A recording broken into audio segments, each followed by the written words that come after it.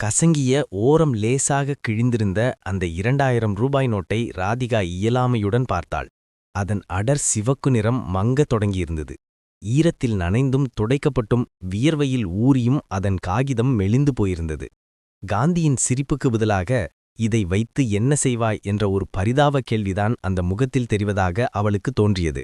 சமையலறையிலிருந்து கருகிய தேங்காய் எண்ணெயின் வாடையும் புகையின் நெடியும் அவள் நாசியை துளைத்தது. தங்கை ரம்யாவின் கல்லூரி கட்டணத்தை கட்ட நாளைதான் கடைசி நாள். கையில் இருப்பதோ இந்த ஒற்றை நோட்டு. இன்னும் 5000 வேண்டும். ரம்யாதான் இந்த வீட்டின் ஒரே நம்பிக்கை. நன்றாக படிக்கிற பெண். அவளது படிப்பு நின்றுவிட்டால் இந்த வறுமைச் சேற்றிலிருந்து தாங்கள் எப்படி கரையேறுவது? அம்மா! அவளது குரல் மெலிதாக ஒலித்தது. அது வெளியே கேட்டதா என்று கூட அவளுக்கு சந்தேகம். சமையலறையில் புகைந்து கொண்டிருந்த ஈர விறகை பலமாக ஊதிக்கொண்டிருந்த சாரதா திரும்பி பார்த்தாள். புகையேறி அவளது கண்கள் சிவந்திருந்தன. கண்களிலிருந்து நிற்காமல் நீர் வடிந்து கொண்டிருந்தது. அந்த முகத்திலும் விரக்தியின் நிழல் ஆழமாக படிந்திருந்தது. என்னம்மா, மீதி பணம்? ராதிகாவால் கேள்வியை முடிக்க முடியவில்லை. அந்த வார்த்தையின் பாரம் அவள் தொண்டையை அடைத்தது. சாரதா ஒரு பெருமூச்சு விட்டாள். அந்த பெருமூச்சில் ஒரு நாள் முழுவதன் களைப்பும் அடங்கியிருந்தது. அப்பா வரட்டுமா? சாயங்காலம் மரமில் முதலாளி இந்த வாரச் சம்பளத்தை கொடுப்பார்னு நினைக்கிறேன். அந்த நினைக்கிறேன் என்ற வார்த்தையில் எந்த நிச்சயமும் இல்லை என்று ராதிகாவுக்கு தெரியும். கடந்த வாரங்களில் எத்தனை நினைக்கிறேன்கள் ஒன்றுமில்லாமல் போயிருக்கின்றன. அவள் தன் அறைக்கு நடந்தாள். அறை என்பதை விட அதை ஒரு தடுப்பு என்று சொல்லலாம். ஓடு வைந்த கூரையில் ஆங்காங்கே ஒழுகலை தடுக்க நீலநிற தார்ப்பாய்கள் கட்டப்பட்டிருந்தன. கடந்த மழையில் அது நிரம்பி புத்தகங்கள் நனைந்து போனதை அவள் மழை பெய்யும்போது அதில் பட்டுச்சிதறம் நீர்த்துளிகள் கீழே வைக்கப்பட்டிருக்கும் அலுமினிய பாத்திரங்களில் சொட்டும் சத்தம் ராதிகாவுக்கு மனப்பாடம். சில நேரங்களில் இரவின் மசுப்தத்தில் அது ஒரு தாளம் போலவும், மற்ற சில சமயங்களில் நெஞ்சில் டமாரம் அடிப்பது போலவும் தோன்றும். சுவர்களில் சிமெண்ட் பெயர்ந்திருந்த விரிசல்கள் வழியாக வெளியே பெய்யும் தூறலின் குளிர் உள்ளே கசிந்தது. அந்த குளிர் அவளது எலும்புகளுக்குள் ஊடுருவுவது போல உலர்ந்தாள். ராதிகாவுக்கு 28 வயது ஆகியிருந்தது. அழகில்லாததால் அல்ல, வறுமை என்ற ஒற்றை காரணத்தால்தான் அவள் வாழ்க்கை இப்படியானது. அவளுக்கு கீழே திருமண வயதில் ரமாவும் 24, அதற்கு கீழே ஷாலினியும் 22, படித்துக் கொண்டிருக்கும் தங்கை ரம்யாவும் 19. 4 பெண் பிள்ளைகள். அப்பா அம்மாவின் இடுப்பை ஒடிக்க அதுவே போதுமானதாக இருந்தது. அவளுக்கு வந்த பல வரன்கள் வீட்டின் இந்த நிலையைக் கண்டுதான் நின்று போயின. வருபவர்களுக்கு தேவை பணமும் புகழும்தான். அதை விடுத்து அடக்க ஒடுக்கமாக அனைத்தையும் பொறுத்துக் கொள்ளும் ஒரு பெண்ணை அல்ல. பொண்ணு நல்ல பொண்ணுதான், ஆனா அந்த ஆனாவில் எல்லாம் முடிந்துவிடும். அவள் அந்த கிழிந்த நோட்டை மீண்டும் பார்த்தாள். தன் வாழ்க்கையைப் போலவே அதுவும் இருந்தது. சாயங்காலம் அப்பா கோபி வந்தபோது வழக்கத்தை விடவும் சோர்வாக இருந்தார். மரமில்லில் இருந்து வரும் மரத்தோளும் தேக்குத்தோளும் பட்டு அவருக்கு இருமல் அதிகமாகியிருந்தது. அது ஒரு வறட்ட இருமல், நுரையீரலின் ஆழத்திலிருந்து வரும் சத்தம். கதவை திறந்ததும் ரம்யாதான் ஓடிச் சென்று கேட்டாள். அப்பா, பணம் கிடைச்சுதா? நாளைக்குதான் கடைசி தேடி. பிரின்சிபல் ஃபோன் பண்ணியிருந்தாங்க. கோபி பதில் சொல்லாமல் தோளிலிருந்த துண்டை எடுத்து முகத்தை துடைத்தார். அந்த துண்டில் வியர்வையும் மரத்தூளும் கலந்திருந்தது. பிறகு முற்றத்திலிருந்த செம்பிலிருந்து தண்ணீர் எடுத்து கால்களை கழுவினார். சேறு படிந்திருந்த அந்த கால்களின் வெடித்திருந்த குதிகால்களை ராதிகா பார்த்தாள்.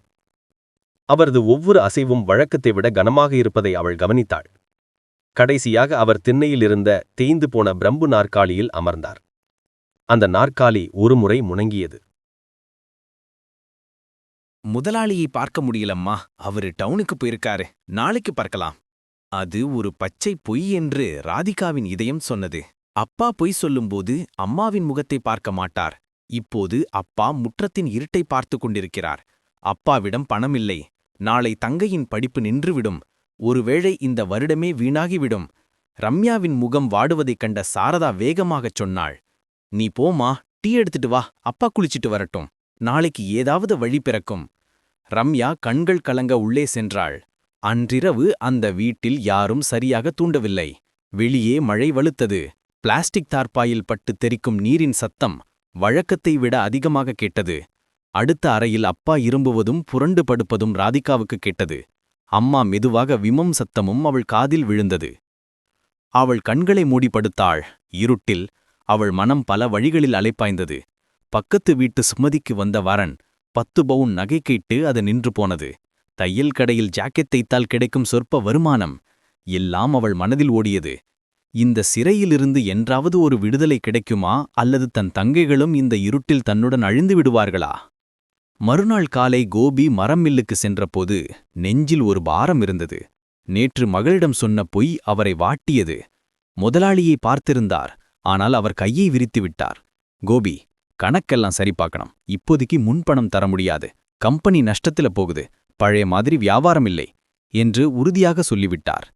இன்று என்ன செய்வது என்று நினைத்து அறுக்கும் இயந்திரத்தின் காதை பிளக்கும் சத்தத்திற்கு நடுவில், உட்காரு கோபி.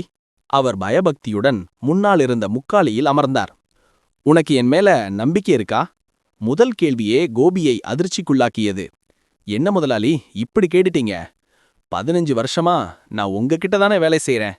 உங்க உப்பத்தின்னு தானே வாழ்றேன். என் புள்ளைங்களுக்கு ஒரு வாய் சோறு கிடைக்கிறதே நீங்க தர்றதால தானே. மாதவன் ஒரு முறை பெருமூச்சு விட்டார். பேனாவை மூடி வைத்துவிட்டு அவர் கோபியின் கண்களை நேராக பார்த்தார். அந்த பார்வை ஊடுருவியது. என் மூட்ட பையனை பத்தி உனக்கு தெரியும்ல, சுரேஷ். அவனுக்கு ஒரு மனப்பிரச்சனை இருக்கு. டாக்டருங்க பலதும் சொல்றாங்க. இருந்தாலும் அவனுக்கு ஒரு வாழ்க்கையை கொடுக்க நான் ஆசைப்படுறேன். அவனுக்கு ஒரு துணை, அவனுக்கு ஒரு குடும்பம். கோபிக்கு விஷயம் புரியவில்லை. முதலாளி, நான் சுத்தி வளைச்செல்லாம் பேசல. உன் மூத்த பொண்ண ராதிகாவ எனக்கு மருமகளா தரக்கூடாதா கோபி? ஊர்க்காரங்க சொல்ற மாதிரி அவன் ஒன்னும் பைத்தியக்காரன் இல்ல. சில நேரத்துல சில சிந்தனைகள், அவ்வளவுதான். கோபிக்கு தலை சுற்றுவது போலிருந்தது. இது ஒரே நேரத்தில் ஒரு வரமும் ஒரு பொறியுமாக தெரிந்தது. தன் மகளின் வாழ்க்கையை பணயம் வைத்து மற்றவர்களின் எதிர்காலத்தை உருவாக்குவதா? ஒரு மகளை பலி கொடுத்து மற்ற 3 பேரை மீட்பதா? என்ன மாதிரியான தந்தை நான்? முதலாளி, எனக்கு ஒன்னும் சொல்லத் தெரியல. நீ எதுவும் சொல்ல வேண்டாம். வீட்டுக்குப் போய் பொண்டாட்டிகிட்டையும் பொண்ணுகிட்டையும் கேளு. அவங்க சம்மதம் எனக்கு வேணும். அப்புறம் நாளைக்கு வந்து பதில் சொன்னா போதும். மாதவன் மேசையின் இழுப்பறையிலிருந்து ஒரு கட்டு 500 ரூபாய் நோட்டுகளை எடுத்தார். அதிலிருந்து சிலவற்றை எண்ணி கோபியை நோக்கி நீட்டினார். இதை பொண்ணோட கட்டணத்துக்கு வச்சுக்கோ. 10,000 இருக்கு, மீதியை நான் சரி பண்ணிக்கிறேன். அந்த பணத்தை வாங்கும்போது கோபியின் கைகள் நடுங்கின. அதற்கு கனமில்லை. ஆனால் அவர் கை சுடுவது போல இருந்தது. அது சம்பளம் அல்ல, தன் மகளின் வாழ்க்கையின் முன்பணம், அவளின் விலை என்று அவருக்கு தோன்றியது. அன்று இரவு கோபியால் தூங்க முடியவில்லை. கிடைத்த பணத்தில் ரம்யாவின் கட்டணத்தை கட்டினார். அவள் சந்தோஷமாக கல்லூரிக்குச் சென்றாள். ஆனால் நிம்மதியை விட ஒரு பெரிய பாரம் அவர் நெஞ்சில் இருந்தது. இரவு உணவு முடிந்து அனைவரும் தூங்கச் சென்றபோது அவர் சாரகாவிடம் விஷயத்தை சொன்னார். என்னங்க நீங்க சொல்றீங்க? ஒரு பைத்தியக்காரனுக்கு நம்ம பொண்ண கட்டித்தரணுமா? சாரதா வெடித்தாள். அவளது குரல் அறியாமல் உயர்ந்துவிட்டது. சாரதா, மெதுவா, புள்ளைங்க கேட்டுடுவாங்க. நீ சூடாகாத. அவர் நல்ல மனுஷன், நமக்கு உதவி செய்யறன்னும் சொல்லியிருக்காரு. 28 வயசாயிடுச்சு நம்ம பொண்ணுக்கு. இளையமிழுக்கும் வயசு ஏறிக்கிட்டே போகுது. நாம என்ன பண்ணுவோம்? இந்த ஓலை குடிசைக்கு யாரு வருவா? நம்ம புள்ளைங்களோட எதிர்காலம். நீ கொஞ்சம் யோசிச்சு பாரு. கோபியின் குரல் தழுதழுத்தது. இருந்தாலுங்க, நாம பொண்ண ஒரு மனநிலை சரியில்லாதவன் கூட அனுப்பி வச்சுட்டு நாம நிம்மதியா இங்க இருக்க முடியுமா? பாவம் இல்லையா நம்ம பொண்ண? அவளுக்கு கொஞ்சம் சோறு கம்மியா கிடைச்சாலும் பரவாயில்ல, நிம்மதியா இங்க இருக்கட்டும். என் பொண்ண நெருப்புல தள்ளிவிட என்னால முடியாது. சாரதாவின் கண்கள் நிரம்பின. ஒரு நாளைக்கு 700 ரூபாய் கூலி வேலை செய்யற எனக்கு என்ன பண்ண முடியும் சாரதா? இந்த இருமலை வச்சுக்கிட்டு இன்னும் எத்தனை நாளைக்கு? நீ நம்ம பொண்ணுகிட்ட ஒரு வார்த்தை கேளு. அவ விருப்பம் போல நடக்கட்டும். நாம கட்டாயப்படுத்த வேண்டாம். கோபி முகத்தை மூடிக்கொண்டார். வாசலின் மறைவில் வழக்கம் போல அப்பாவிற்கான தேநீருடன் வந்த ராதிகா இதையெல்லாம் கேட்டுக்கொண்டிருந்தாள். அவள் கைகள் நடுங்கின. தேநீர் கோப்பை கீழே விழாமல் சுவரில் சாய்ந்து நின்றாள். அவள் கண்களிலிருந்து கண்ணீர் வழிந்தோடியது. பைத்தியக்காரன். உதவி. 28 வயது. தங்கைகள். ஒவ்வொரு வார்த்தையும் அவள் நெஞ்சில் தைத்தது. அப்பா அம்மாவின் இயலாமையை அவளால் பார்க்க முடிந்தது. தன்னால் அப்பா அனுபவிக்கும் அவமானம், அம்மாவின் கண்ணீர். வாசலுக்கு வெளியே கேட்ட மெல்லிய விம்மல் சத்தம் கேட்டுதான் சாரதா அங்கே பார்த்தாள். மகளே. ராதிகா முகத்தை மூடிக்கொண்டாள். அழுது கொண்டிருந்த மகளை சாரதா அணைத்து அவர்களுக்கு நடுவில் அமர வைத்தாள். கோபிக்கு மகளின் முகத்தை பார்க்க தைரியமில்லை. அவர் தலைகுனிந்து அமர்ந்திருந்தார். மகளே, நாங்க சொன்னதெல்லாம் கேட்டுட்டியா? சாரதா அவள் முடியை வருடினாள். அவள் மெதுவாக முனகினாள். மகளே, அது ஒரு பேச்சுக்குத்தான், அவ்வளவுதான். அப்பா அவங்களுக்கு வாக்கு கொடுத்துடல. உனக்கு விருப்பமில்லாத எதுவும் நமக்கு வேண்டாம். நீ அழதே, நமக்கு விதிச்சது நேரத்துல நடக்கும். அம்மா அவளை சமாதானப்படுத்த முயன்றாள். ஆனால் அந்த வார்த்தைகளில் இருந்த போலித்தன்மையை ராதிகா உணர்ந்து கொண்டாள். ராதிகா அப்பா அம்மாவின் தளர்ந்த முகங்களை மாறி மாறி பார்த்தாள். பிறகு மெதுவாக அடுத்த அறைக்கு நடந்தாள். அங்கே மண்ணெண்ணெய் விளக்கின் மங்கிய ஒளியில் அவளது தங்கைகள் நாடை பற்றிய கேட்டு கவலைகளின்றி ஒருவரை ஒருவர் கட்டியணைத்து உறங்கிக் கொண்டிருந்தனர். ரம்யாவின் புத்தகங்கள் தலையணை அருகில் சிதறிக் கிடந்தன. அவர்களின் உறங்கும் முகங்களை அவள் சிறிது நேரம் பார்த்து கொண்டு நின்றாள். தன்னால் இவர்களின் எதிர்காலமும் இருண்டுவிடக்கூடாது. தனக்கு இனி என்ன எதிர்காலம்? ஆனால் அவர்கள் அப்படி இல்லையே. அவள் மனதில் உறுதி பூண்டாள். திரும்பி வந்து அப்பா அம்மாவின் முன்னால் நின்று கொண்டு சொன்னாள், நான் எல்லாத்தையும் கேட்டேன். எனக்கு சம்மதம். மகளே, கோபியும் சாரதாவும் ஒருமிக்காதிருந்தனர். நீ என்ன சொன்ன? அவசரத்துல எதுவும் சொல்லாதமா? கோபி சொன்னார். இல்லப்பா, நான் யோசிச்சுதான் சொல்றேன். என் வாழ்க்கை இப்படித்தான் இருக்கணும்னு கடவுள் எழுதிக்கார் போல. என்னால என் தங்கச்சிங்களோட வாழ்க்கையும் கெட்டுப்போகக்கூடாது. அப்பா, அவர்கிட்ட வாக்கு கொடுத்துருங்க. அவளது குரல் மெலிதாக இருந்தது, ஆனால் அதில் ஒரு முடிவின் உறுதி இருந்தது. சாரதா வாய்விட்டு அழுதாள். கோபி மகளை கட்டியணைத்து நெற்றியில் முத்தமிட்டார். அந்த நொடியில் அந்த அப்பா தன் மகளின் முன் தோற்றுப்போனார். தன் மகளின் தியாகத்திற்கு முன் தான் ஒன்றுமில்லாமல் போனது போல அவருக்கு தோன்றியது. கொண்டாட்டங்கள் இல்லாத அமைதியான ஒரு திருமண விழா அது. நெருங்கிய உறவினர்கள் மட்டும். கோவிலில் ஒரு தாலிக்கட்டு. ராதிகா சிவப்பு பட்டு புடவை உடுத்தி மல்லிகைப்பூ வைத்திருந்தாள். ஆனால் அந்த முகத்தில் சந்தோஷமில்லை. ஒருவித மரத்துப்போன உணர்ச்சி இருந்தது. கண்ணாடியில் பார்த்தபோது அவளுக்கு தன்னையே அந்நியமாக தோன்றியது. சுரேஷ் ஒரு வெள்ளை வேட்டி சட்டையில் எதிலும் நாட்டமில்லாத பாவனையில் நின்றான். தாலி கட்டும்போதும் அவன் அவள் முகத்தை பார்க்கவில்லை. அவனது கண்கள் எங்கோ சூனியத்தில் நிலைத்திருந்தன. அவனது கைகள் நடுங்கிக் கொண்டிருந்தன. உறவினர்கள் அவனுக்கு உடம்பு சரியில்லை என்று தங்களுக்குள் பேசிக்கொண்டதை ராதிகா கேட்டாள். பாவம், பொண்ணு என்னத்த பார்த்துட்டு வந்தாளோ? யாரோ பரிதாபப்பட்டார்கள். அவளது தங்கைகள் மட்டும் அழுகையை அடக்கிக் கொண்டு ஒரு மூலையில் நின்றிருந்தனர். இனி என்ன வந்தாலும் நீதான் பொறுத்துக்கணும். அது ஒரு புண்ணியமா நினைச்சுக்கோ. கடவுள் கைவிட மாட்டார். கோவிலிலிருந்து இறங்கும்போது சாரதா மகளின் காதில் சொன்னாள். ராதிகா பதில் எதுவும் சொல்லவில்லை. அவள் தன் அப்பா அம்மாவை கட்டியணைத்தபோதுதான் அவள் கண்கள் நிரம்பின. திருமணம் முடிந்து கார் சுரேஷின் பெரிய வீட்டிற்கு சென்றபோது ராதிகா முதல் முறையாக அந்த நீட்டை பார்த்தாள். பெரிய இரும்பு கேட்டை கடந்து கார் முற்றத்திற்குள் நுழைந்தது. தன் ஓலை குடிசையுடன் ஒப்பிடவே முடியாத அளவிற்கு பெரிய பெருமையை பறைசாற்றும் ஒரு வீடு. முற்றம் முழுவதும் கார்கள், உறவினர்கள். அவளுக்கு அதிசயத்தை விட பயம்தான் தோன்றியது. இந்த பெரிய வீட்டில், இந்த அந்நியர்களுக்கு இடையில் மனம் கைவிட்ட ஒருவனின் மனைவியாக தான் எப்படி வாழ்வது? வண்டியிலிருந்து இறங்கிய அவளை வரவேற்க வந்தவர்களின் முகங்களில் பரிதாபமும் ஏளனமும் கலந்திருந்தன. காரிலிருந்து இறங்கிய சுரேஷ் யாரையும் பார்க்காமல் நேராக வீட்டின் படிகளில் ஏறி உள்ளே சென்றான். அவன் அப்படிதான், நீ ஒன்னும் நினைக்காதமா, மாதவன் சொன்னார். ராதிகாவின் நெஞ்சு படபடத்தது. அவள் வலது காலை வைத்து குத்துவிளக்கை வாங்கி அந்த பெரிய வீட்டின் வாசற்படிக்குள் நுழைந்தபோது தன் வாழ்க்கையின் புதிய அத்தியாயம் தொடங்குகிறது என்று அவளுக்கு தெரியும். அது சந்தோஷத்தினுடையதா அல்லது துக்கத்தினுடையதா என்று மட்டும் அவளால் பிரித்தறிய முடியவில்லை. வீட்டிற்குள் காலெடுத்து வைத்த ராதிகா சொல்லர்த்தமாகவே திகைத்துப் போனாள். நடுமுற்றமுன் தேக்கு மரத்தில் செதுக்கப்பட்ட தூண்களும், மேலே செல்லும் அகலமான படிகளும், விலையுயர்ந்த மரச்சாமான்களும் அவளை ஒரு அதிசய உயிரினத்தைப் போல உறவினர்கள் முறைத்து பார்த்தனர். பணத்துக்காக எதுக்கு வேணாலும் தயாராயிடுவாங்க. யாரோ ரகசியம் பேசுவது அவள் காதில் துளைத்தது. அவள் தலை குனிந்தாள்.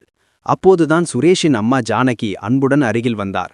அவர்கள் வெள்ளையான, வயதின் தளர்வுகள் இருந்தாலும் ஐஸ்வர்யமான முகமுடைய ஒரு பெண். பாமா ராதிகா. அவர்கள் அவள் கையை பிடித்தார்கள். அந்த கைகளில் அவள் அம்மாவின் கைகளின் அன்பு இருந்தது. அந்த தொடுகையில் ராதிகாவிற்கு சற்று ஆறுதல் கிடைத்தது. நான் சுரேஷோட அம்மா ஜானகி. இவங்க 2 பேரும் சுரேஷோட தம்பிங்க, மனைவிங்க. ரமா, உஷா. தங்க நகைகளை அணிந்து விலையுயர்ந்து பட்டுப்புடவை கட்டியிருந்த ரமாவும் உஷாவும் அவளை ஒரு ஏளனத்துடன் பார்த்து சிரித்தனர். அந்த சிரிப்பில் பரிகாசம் நிறைந்திருந்தது. ஆஹா, இதுதான் அந்த ஆளா என்று உஷா சொன்னதை ராதிகா தெளிவாக கேட்டாள். அவர்கள் ஒருவரையொருவர் பார்த்து சிரித்துக்கொண்டே வெளியே சென்றனர். ஜானகி அம்மாவின் முகம் வாடியது. அவங்க சொன்னதையொன்னும் நீ பெருசா எடுத்துக்காதம்மா. என் பையன் ஒரு அப்பாவே டா. அவனுக்கும் ஒரு குடும்பம் அமையணும்னு இந்தம்மா ஒருபாடு நேர்த்தி கடனும் வழிபாடும் பண்ணிருக்கேன். அவனுக்கு கீழே உள்ள 2 பேருக்கும் குழந்தைங்க இருக்கு. ஜானகி அம்மாவின் குரல் தொளதொழுத்தத. என் மகளுக்கு ஒரு குறையும் வராமா அம்மா பாத்துக்கறேன். இதுதான் வரும், உள்ளப்போ.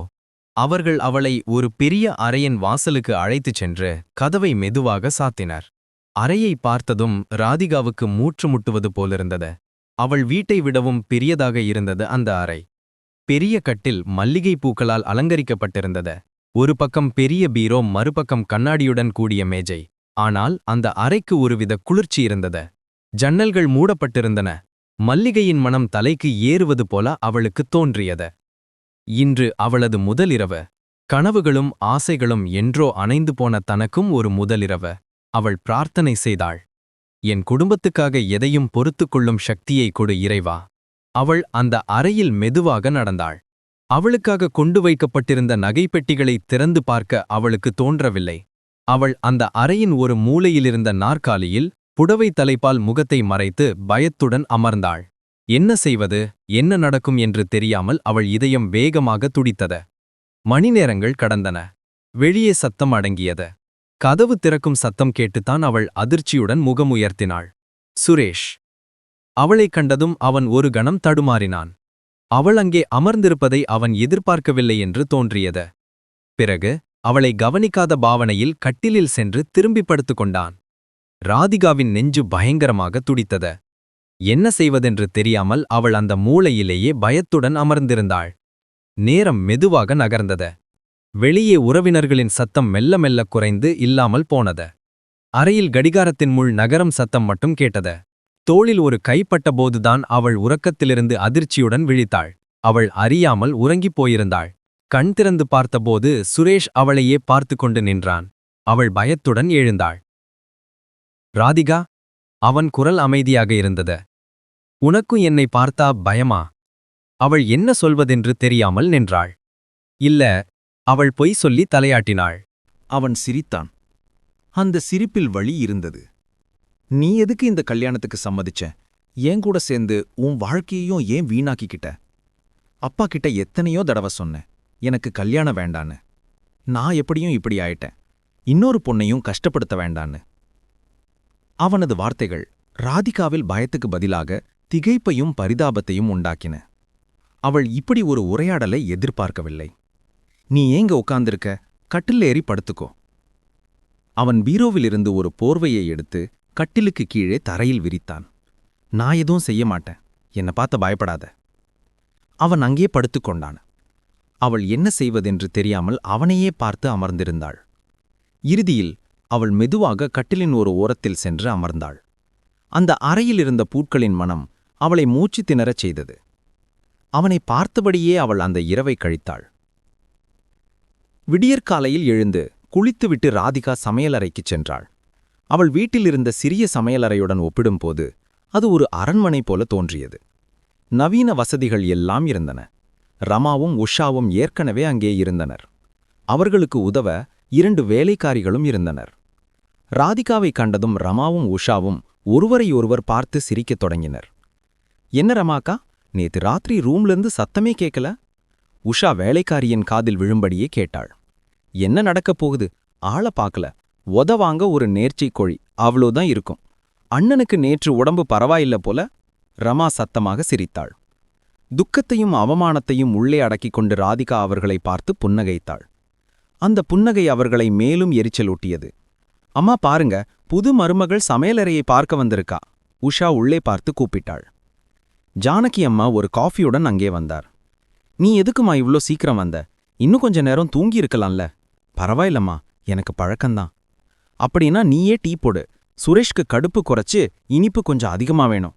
ஜானகி அம்மா சொன்னார். கடுப்பத்தை குறைக்க வேண்டாம், நல்ல கடுப்பாவே கொடு. நேத்து ராத்திரி தூங்கியிருக்க மாட்டான்ல, அந்த களைப்பு தீரட்டும். ரமாவின் பரிகாசம் தொடர்ந்தது. ராதிகா எதுவும் பேசாமல் டீ போடத் தொடங்கினாள். ஜானகி அம்மா இயலாமையுடன் பார்த்து கொண்டிருந்தார்.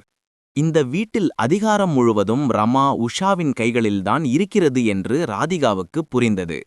அவள் மெதுவாக அந்த வீட்டின் பழக்கங்களை கற்றுக்கொள்ளத் தொடங்கினாள். பரிகாசங்களை அவள் மௌனத்தாலும் புன்னகையாலும் எதிர்கொண்டாள். நாட்கள் சென்றன. ராதிகா சுரேஷுக்காக டீயுடன் அறைக்கு செல்லும்போது பெரும்பாலும் அவன் தூங்கிக் கொண்டிருப்பான் அல்லது ஜன்னல் வழியாக வெளியே பார்த்து கொண்டிருப்பான். அவள் டீயை மேஜையில் வைத்துவிட்டு திரும்பி விடுவாள். அவன் அவளிடம் பேசவில்லை, அவளும் அவனிடம் எதுவும் கேட்கவில்லை. அந்த அறையில் அவர்கள் 2 அந்நியர்களைப் போல வாழ்ந்தனர். அண்ணா, நீங்க வேலைக்கெல்லாம் போமாட்டீங்களா? அவள் தைரியத்தை வரவழைத்துக் கொண்டு கேட்டாள்.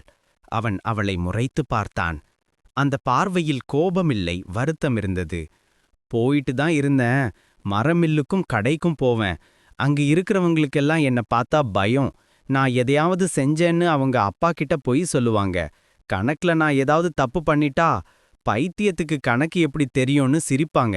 அதனால இப்ப நான் எங்கேயும் போறதில்ல. அவன் தொடர்ந்தான். இங்கேயும் எல்லாருக்கும் என்ன பார்த்தா பயம். அம்மாவும் அப்பாவும் மட்டும்தான் என்கிட்ட பேசுவாங்க. இப்ப நீயும். அவன் குரல் அப்பாவியாக இருந்தது. அண்ணாவுக்கு என்ன பிடிக்குமா?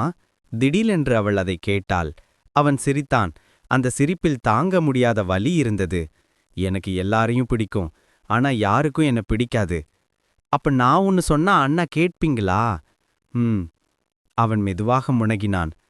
நான் நேத்திலிருந்து பார்க்கறேன், இங்க எல்லாருக்குமே உங்க மேல ஒரு ஏளனம் இருக்கு. நீங்க இந்த வீட்ல பெரிய பையன் இல்லையா? உங்களுக்கு உரிமைப்பட்டது தானே அப்பாவோட தொழில். மரியாதை காட்டலனாலும் கேவலப்படுத்தாம இருக்கலாமில்ல?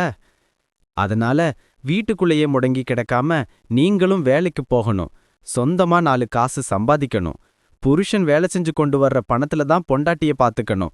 அப்பாவோட சொத்துல தின்னும் குடிச்சும் நான் இங்க இருக்கிற வரைக்கும் அவங்க இன்னும் உங்களையும் என்னையும் சேர்த்து கிண்டல் பண்ணிக்கிட்டே இருப்பாங்க. எனக்கு அதை கேட்டுட்டு இருக்க முடியாது. அவள் அவன் முகத்தை ஆழமாக பார்த்தாள்.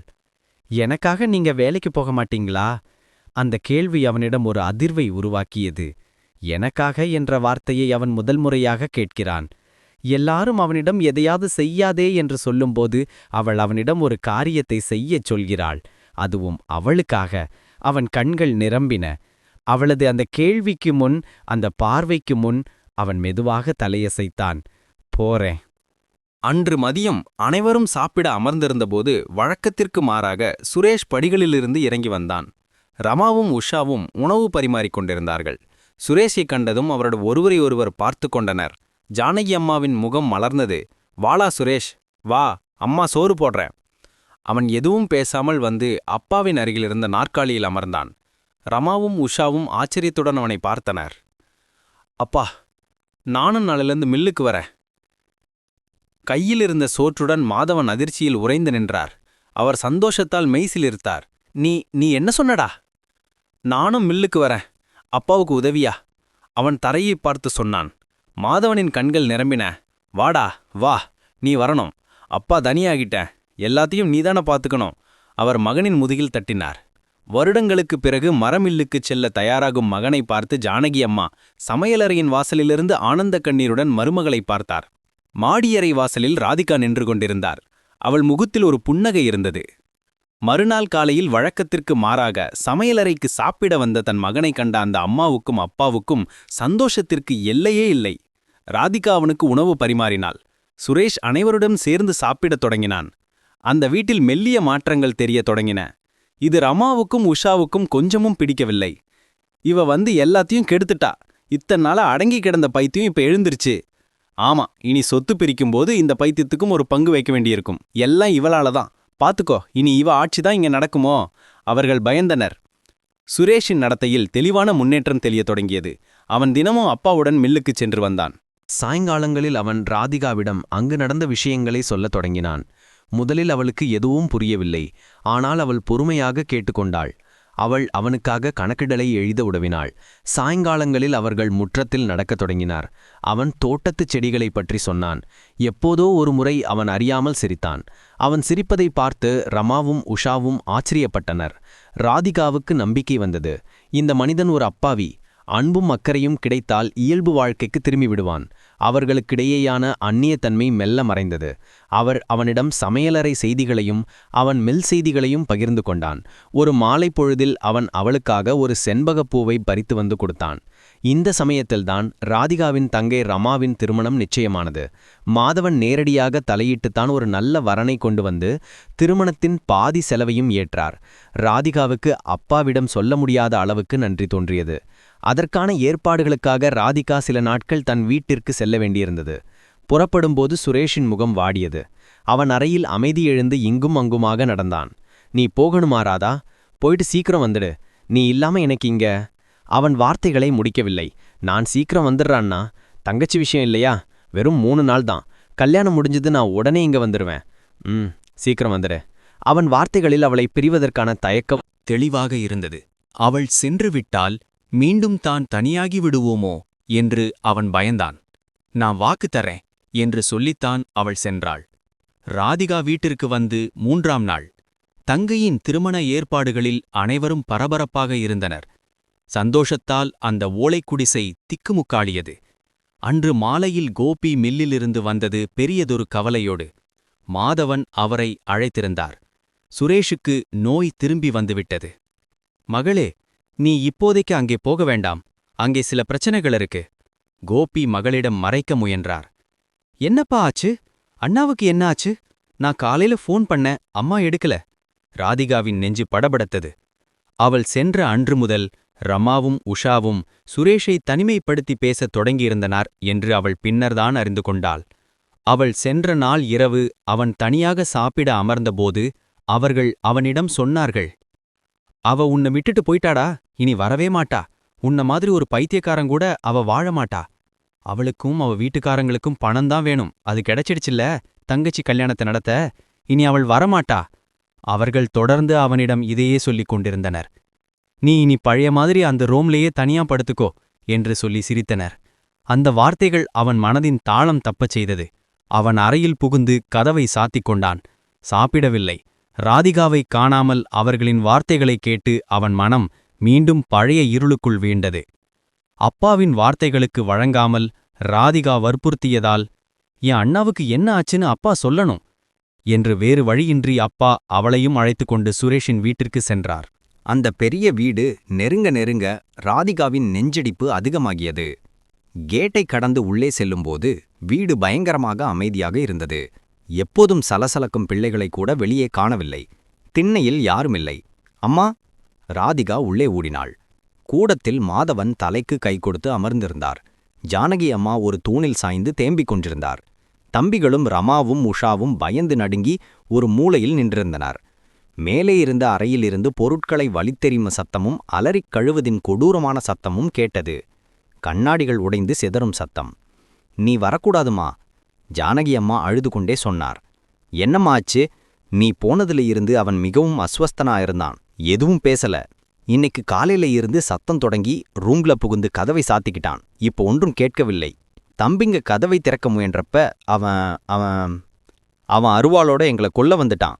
தம்பி பீதியுடன் சொன்னான். அவன் கண்ல சாத்தான் தெரிஞ்சான். நாங்க வெளியே இருந்து கதவை பூட்டிட்டோம். அவனுக்கு பைத்தியம் முத்திடுச்சு. அங்கிருந்த காட்சியைக் கண்டதும் ராதிகா வாய்விட்டு அழுதாள்.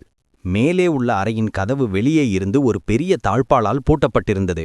உள்ளே சுரேஷின் அலறலும் இடையே அழும் சத்தமும் கேட்டது.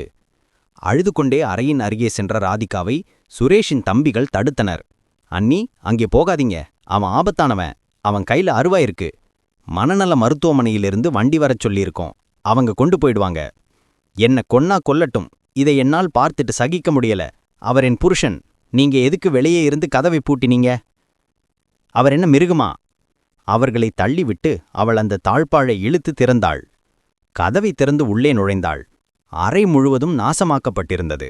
கட்டில் குத்தி கிழிக்கப்பட்டிருந்தது. கண்ணாடி உடைந்து சிதறியிருந்தது. அதில் மிதித்து சுரேஷின் காலிலிருந்து இரத்தம் வழிந்து கொண்டிருந்தது.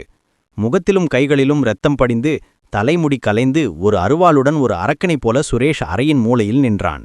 அவன் அலறிக்கொண்டே அருவாளுடன் அவள் அருகே பாய்ந்து வந்தான். யாரும் என்கிட்ட வராதீங்க, கொன்னுடுவேன்.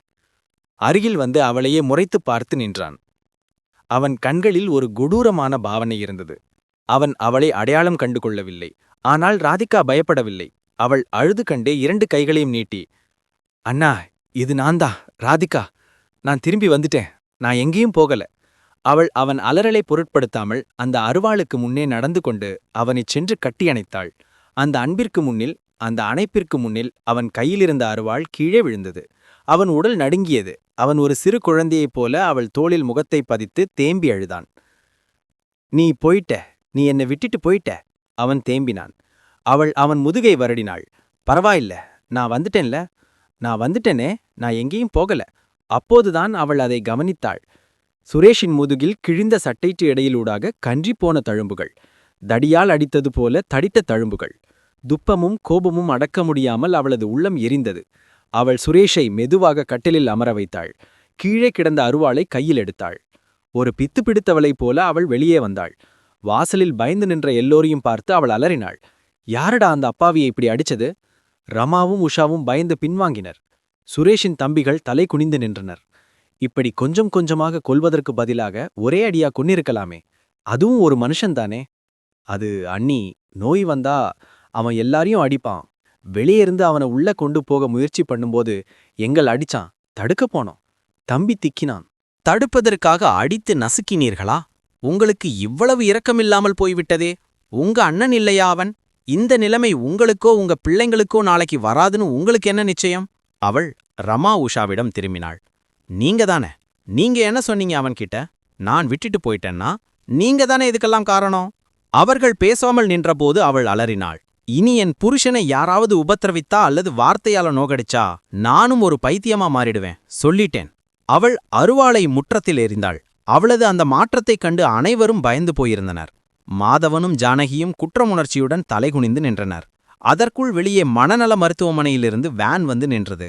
மீண்டும் உள்ளே சென்ற அவள் சுரேஷின் கையை பிடித்தாள். வாங்க அண்ணா, நாம மருத்துவமனைக்கு போகலாம். நான் கூட இருக்கேன், உங்களுக்கு சரியாயிடும். ஒரு சிறு குழந்தையைப் போல அவள் பின்னால் வண்டிக்குள் ஏறிய சுரேஷை அனைவரும் ஆச்சரியத்துடன் பார்த்து நின்றனர். 2 மாதம் மருத்துவமனை வாசம். அது ஒரு நரகமாக இருந்தது. ராதிகா தினமும் அவனை பார்க்கப் போவாள். மருந்துகளின் மயக்கத்தில் சில சமயம் அவளை அடையாளம் தெரியாமல், சில சமயம் குழந்தைகளைப் போல அழுது கொண்டு அவன் அந்த அறையில் இருந்தான். அவள் அவனுக்கு உணவு ஊட்டினால் அவனிடம் இடைவிடாமல் பேசினாள். இந்த சமயத்தில் ராதிகாவினிடம் வீட்டில் உறுதியானது. ரமாவும் உஷாவும் அவளிடம் பேசவே பயந்தனர். மாதவனுக்கும் ஜானகிக்கும் அவள் மருமகள் அல்ல, மகளானாள். மகளே, நாங்க தப்பு பண்ணிட்டோம்.